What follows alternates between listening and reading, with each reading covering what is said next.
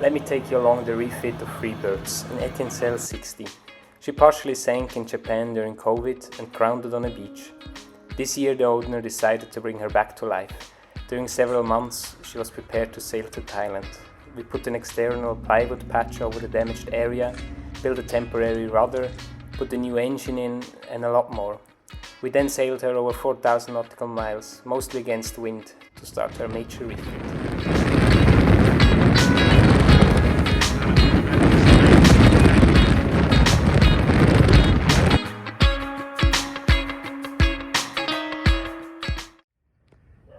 Alright, let's dig in and see what happened this week. So we start with the worst bit, or the biggest project. That's gonna be that hull damage. So what happened this week was the whole removal of the exterior patch that we put on, that was roughly located in this area here in the center. And that was glued to partially good wood, partially non-good wood. That is now all out, everything that was wet or splintered or anything. And you can see that's stepped, so it's not ending up on the joints are not on top of each other vertically.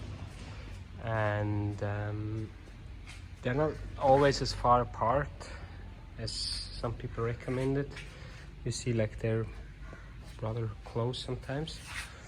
But what makes me believe that that's okay is that there are also all these joints here right on top of each other on the bulkhead. So yeah, it will be more stable than before, and it wouldn't even have to be. So I think we're fine with this.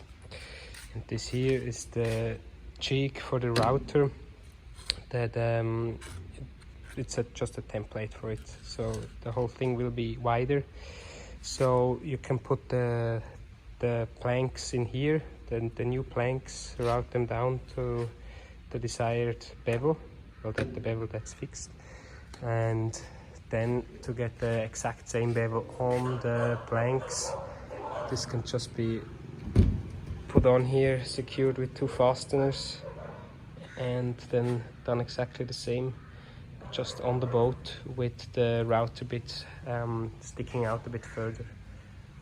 That's not my idea, by the way. That comes from the heart of Switzerland. Very good recommendation that will speed up this process, because yeah, the contractors I talked to, they wanted originally to do this all by hand with chisels, so yeah, that saves us a lot of time. This bulkhead that is now open, you can see better from the other side.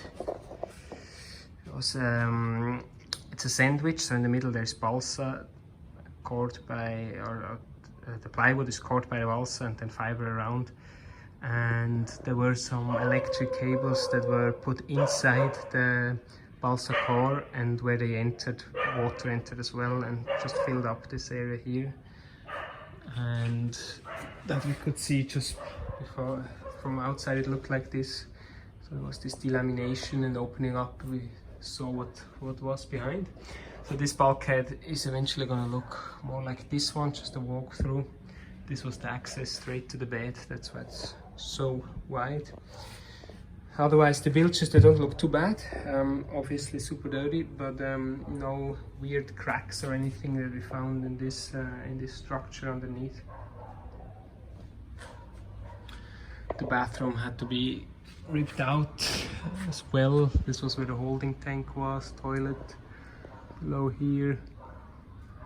So this had to go, also that we had access from the inside to then glass once this is closed in. Right, so let's zoom out. This is where the chain plate's at. That's just a piece of metal that now has to be newly coated, sanded down and coated with paint. Some minor damages, we stripped down to the wood, see how the wood is underneath. Some areas with filler that we put in Japan on, that's just gonna stay, and the rest also will be filled before the glass coming on. This area was just scratched, so the glass actually is mostly intact. as you can see, apart from minor damages.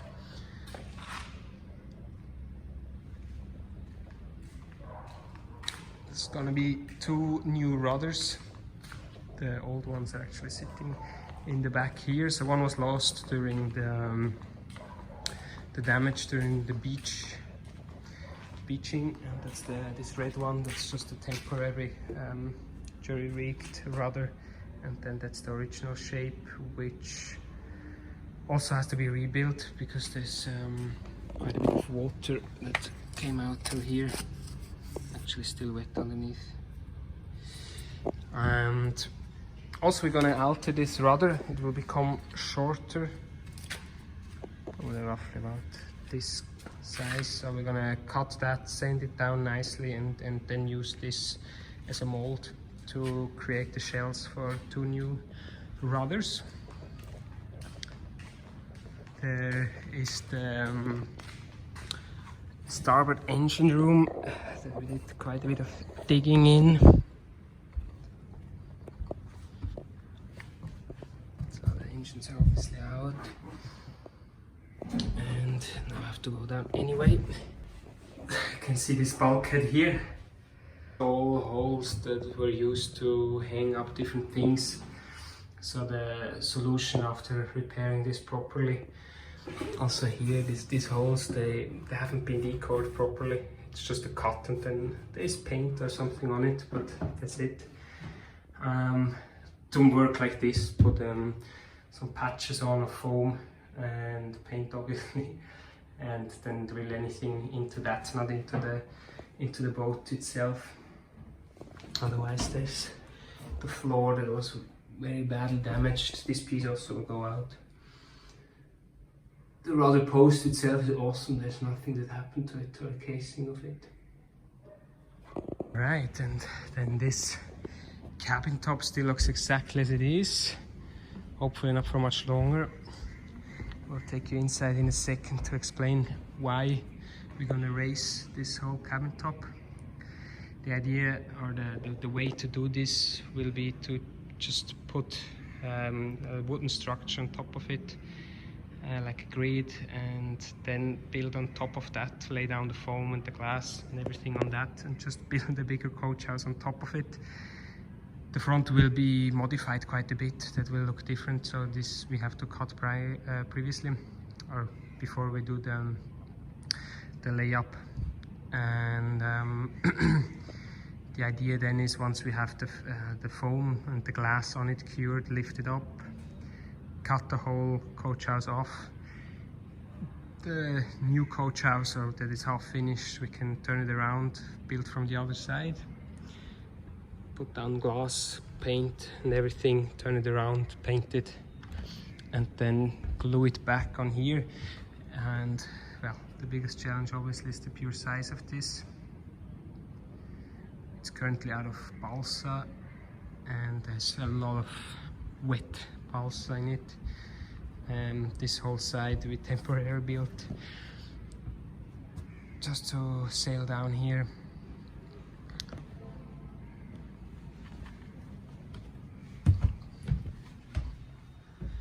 And in here I still have standing height, but as soon as I walk towards the sink, actually already here, like halfway through, I lose my headroom, and therefore it should rise 15 centimeters during the most areas, while in the back it's gonna be just 10.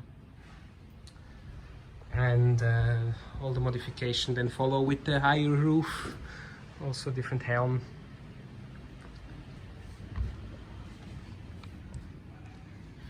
And this engine room obviously also stripped down, not yet fully done, but about to be.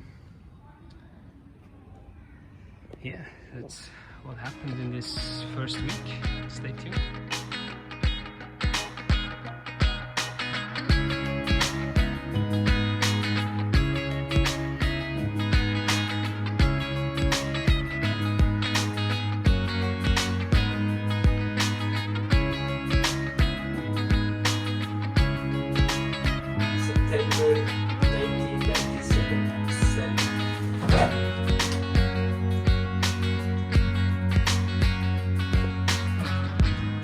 Some good memories, probably.